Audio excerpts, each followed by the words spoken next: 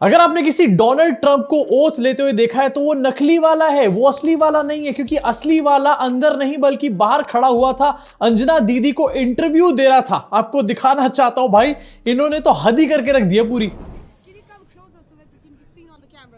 Okay. Position yourself. How excited are you all that Donald Trump has taken over as the 47th president? How excited are you? Donald Trump taking 47. अबे अपना fake accent झाड़ना बंद करो दीदी। I'm very optimistic about what happened today for the future of America and the future of the world and the future of India. नकली Donald Trump के साथ अंजना दीदी ऐसे खुश हो रही है जैसे पता नहीं कौन सा तीर इन्होंने यहां पर मार लिया हो, और पीछे नकली वाला किम जोंग आप देख रहे हो कि यहां पर खड़ा हुआ है विनी द पू के साथ। अबे ये कौन सी ड्रामेबाजी चल रही है, ये कैसी न्यूज है? इसके अलावा दीदी यहीं पर नहीं रुकती, अमेरिका गई हैं तो वो जो टिकट का खर्चा है उसको भी तो रिकवर करना है ना टीआरपी के बेसिस के ऊपर। तो यहां पर मोदी जी के साथ उनके कैसे रिश्ते हैं ये भी पूछा गया। नकली डोनाल्ड ट्रंप के बारे में मोदी जी से पूछा जा रहा है, क्योंकि असली वाला तो मोदी जी को बुला के दे नहीं रहा। Oh, so are you an admirer of Narendra Modi? Of course, we have a great technological ally in India. Many of our smartest, high-tech, creative persons. I see Kim Jong agreeing to. Are you an admirer of Narendra Modi? इसके जवाब में नकली वाले Donald Trump ने भी मोदी जी के बारे में कुछ नहीं बोला। मतलब असली वाले डोनाल्ड ट्रंप से तो कोई बाइट लेकर के आ नहीं पाई अंजना दीदी, नकली वाले डोनाल्ड ट्रंप से भी मोदी जी के बारे में कुछ नहीं बुलवा पाई। अब इसी के साथ आपको दिखाऊंगा कि हमारे देश की मीडिया ने डोनाल्ड ट्रंप के इनॉग्रेशन को किस तरीके से कवरेज दी है। भाई अपना सर पकड़ लोगे पूरी तरीके से, देश की मीडिया की हालत कितनी बुरी हो चुकी है आपको समझ में आएगी। लेकिन उससे पहले आपको दिखाता हूं मोदी जी को जो डोनाल्ड ट्रंप के इनॉग्रेशन में इन्विटेशन नहीं भेजा गया, उसकी क्लैरिफिकेशन क्या दी है अंजना दीदी ने। मुझे तो लग रहा है अंजना दीदी वहां पर क्लैरिफिकेशन ही देने गई थी, कोई ग्राउंड कवरेज करने नहीं गई थी। तो इस रिश्ते को कितना डोनाल्ड ट्रंप ट्रेजर करते हैं या वैल्यू करते हैं या कितना महत्व देते हैं, वो भी आने वाले दिनों में होगा। डोनाल्ड ट्रंप ने मोदी जी को इसलिए इनवाइट नहीं करा क्योंकि वहां बहुत ज्यादा भीड़ थी, और तुम इतने दिनों से पता नहीं क्या क्या बोले चले जा रहे हो, मोदी जी के अच्छे रिश्ते नहीं है डोनाल्ड ट्रंप के साथ वगैरह वगैरह। अबे भीड़ की वजह से नहीं बुलाया वहां पे, भीड़। इनफैक्ट अंजना दीदी यहां पर यह भी कह रही है कि कोई भव्य कार्यक्रम किया जाएगा आने वाले दिनों में, या तो डोनाल्ड ट्रंप इंडिया आएंगे या फिर मोदी जी को वो अमेरिका बुलाएंगे किसी भव्य कार्यक्रम में, और वो जो है पूरी दुनिया उस चीज को देखेगी। दीदी उस कार्यक्रम को कोई देखे ना देखे, सबसे पहले तो आपके नमूनेपन को पूरी दुनिया देख रही है। यहाँ पे तालियां हो जाए इनके नमूनेपन के लिए। और ये जो दीदी ने अपना ज्ञान बखेरा है यहाँ पे उठा करके कि भीड़ की वजह से मोदी जी को नहीं बुलाया यहाँ पे, ऐसे तो भीड़ के किसी भी कार्यक्रम में मोदी जी को कभी बुलाएंगे ही नहीं। मतलब मोदी जी का तो पत्ता साफ कर दिया हर जगह से इन्होंने यहाँ पे। और अगर भीड़ थी ही यहाँ पे तो आखिरकार एस जयशंकर, जिनकी फोटो आप इस टाइम पर स्क्रीन पे देख रहे हो गोले में, उनको इस भीड़ में क्यों बुलाया गया था? इलॉन मस्क को इस भीड़ में क्यों बुलाया गया था? प्लेटें उठाने के लिए भीड़ की। इसी के साथ अब आगे बढ़ना चाहता हूं और नमूनेपंती की पराकाष्ठा आपको दिखाना चाहता हूं। आपको दिखाता हूं कि आखिरकार इंडियन मीडिया ने डोनाल्ड ट्रंप के इनॉग्रेशन को कैसे कवर किया है। और उसके रिटर्न ऐसा कुछ नहीं कि डोनाल्ड ट्रंप ने भी बहुत अच्छा जेस्चर कर दिया पलट करके। डोनाल्ड ट्रंप ने लात मारी और ये लोग डोनाल्ड ट्रंप को सेलिब्रेट कर रहे थे। आप अपने स्क्रीन पे देखो, जी न्यूज का एक शो है, उसका थंबनेल, नाचते हुए ट्रंप ने किए 3 ऐलान, पूरा भारत हैरान, मोदी का जलवा। नाचते हुए ट्रंप ने 3 ऐलान कर दिए, पूरा भारत। इसके अलावा एक और दिखाना चाहूंगा आपको स्क्रीन के ऊपर। उधर ट्रंप की शपथ लेते ही इन देशों की उल्टी गिनती शुरू, और नीचे यहां पर बांग्लादेश, पाकिस्तान, चाइना के अलग अलग हेड्स यहां पर दिखाए हुए हैं। एंड ये दिखाया गया कि बस ट्रंप के आते ही यहां पर उल्टी गिनती शुरू हो चुकी है बांग्लादेश, पाकिस्तान की।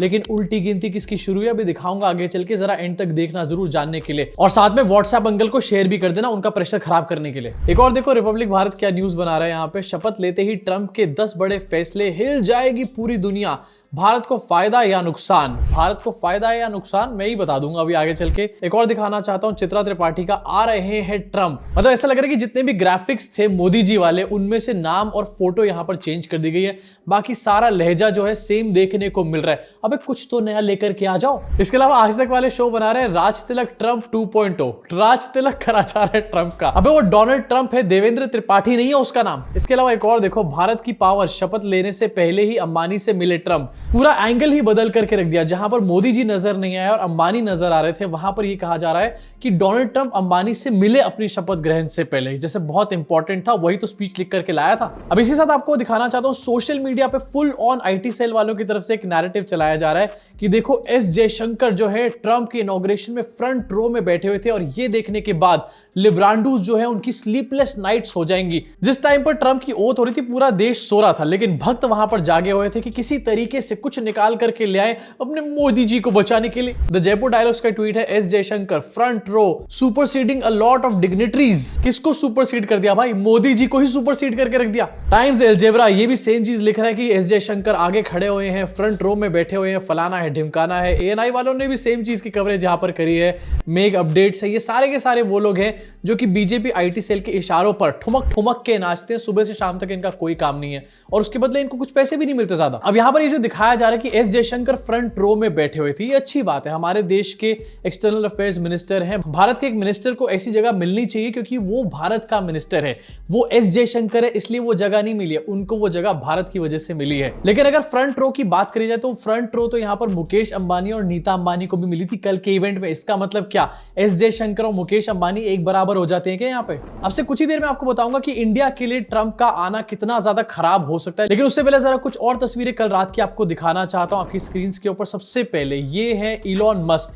भाई ये बंदा इतनी ओवर एक्टिंग क्यों कर रहा है? मतलब मैं जानता हूं ये सबसे अमीर आदमी है, इसका ही ट्विटर है, ट्विटर पे से ही हम सारी की सारी न्यूज निकालते हैं, उसके बाद इसी की पनौती लगाने का काम करते हैं। लेकिन इतनी ओवर एक्टिंग करने का क्या मतलब बनता है भाई? अब इसकी हरकतों को देखकर ऐसा लग रहा है कि ये कॉलेज गोइंग है, ये कूल डूड है, लेकिन ये कोई कॉलेज गोइंग नहीं है। ये अधेड़ उम्र का 53 साल का आदमी है जो कि इस तरीके की 18-19 साल के लड़कों की जैसी हरकतें कर रहा है। भाई बड़ा हो जा प्लीज। इनफैक्ट आपको दिखाना चाहता हूं कि स्क्रीन के ऊपर डांस चल रहा है। भाई यहाँ पर डांस चल रहा है। यहाँ पर ऐसा लग रहा है डोनाल्ड ट्रंप भी सोच रहा होगा किस छिछोरे को मैंने यहाँ पर अपनी टीम में अपने साथ रख लिया, कहीं ऐसा ना हो कि मेरी ही लुटिया डुबो के करके रख दे, किस दिन एक्साइटमेंट में मेरी पोल खोल के रख दे यहाँ पे। और अब आना चाहता हूं असली मुद्दे के ऊपर। ट्रंप 47th प्रेसिडेंट बन चुके हैं अमेरिका के और ये इंडिया के लिए अच्छा है या फिर खराब है?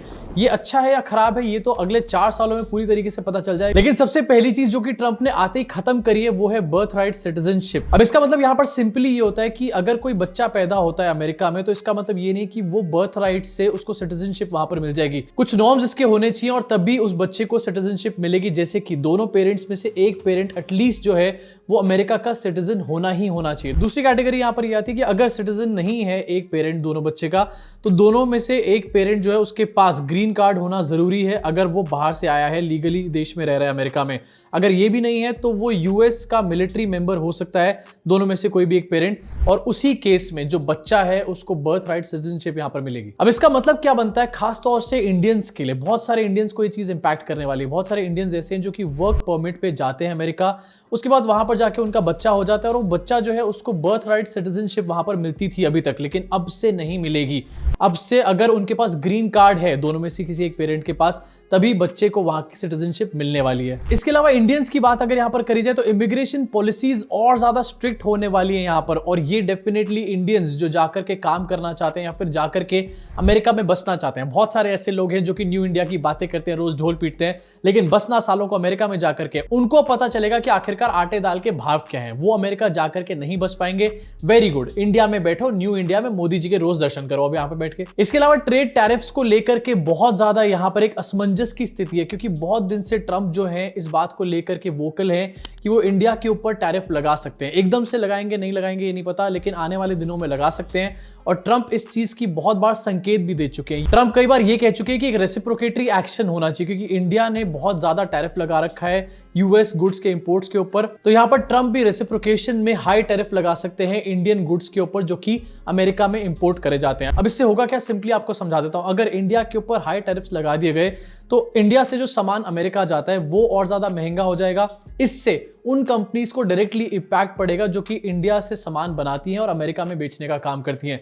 उनका धंधा पूरी तरीके से एक बार में चौपट हो जाएगा। इसका एक और इंपैक्ट भी पड़ेगा और वो पड़ेगा हमारे रुपी के ऊपर। रुपी जो है वो और ज्यादा नीचे गिर सकता है अगर ये पूरा ट्रेड जो है इस तरीके से सिनेरियो में देखने को मिला तो। इसके अलावा अगर टैरिफ्स बढ़ा दिए गए तो ट्रेड डेफिसिट भी डेफिनेटली यहां पर बढ़ेगा इंडिया का, जो कि अगेन एक बहुत ही ज्यादा खराब चीज है। अभी थोड़े दिन पहले की न्यूज है कि जो इंडिया का ग्रोथ रेट परसेंटेज है वो ऑल टाइम लो था पिछले 18 महीने के। अगर यही सब चीजें आगे देखने को मिलती रही तो ये मोदीओनॉमिक्स के लिए कोई बहुत अच्छी खबर नहीं है। कहीं ऐसा ना हो कि मोदी जी अपने साथ साथ देश को भी चाय बिकवाने लग जाएं। अब एग्जैक्टली क्या होगा और क्या नहीं होगा ये तो समय आने पर ही पता चलेगा, और जो भी होगा अगर ये सब चीजें होती हैं तो डेफिनेटली ये भी एक्सपोज हो जाएगा कि मोदी जी और ट्रंप के रिश्ते कितने ज्यादा अच्छे हैं। ये दोस्ती उतनी ही अच्छी है जितनी अच्छी कंगना रनौत और करण जौहर की दोस्ती है। अब आपका इसके बारे में क्या सोचना है नीचे कमेंट सेक्शन में अपनी भड़ास को पूरी तरीके से निकाल डालो। और हाँ, जो अंजना ओम कश्यप यहां पर डोनाल्ड ट्रंप को लेकर के आई हैं उनके बारे में आपका क्या सोचना है, जरा उसके बारे में तारीफ की 2 शब्द यहां पर जरूर लिखना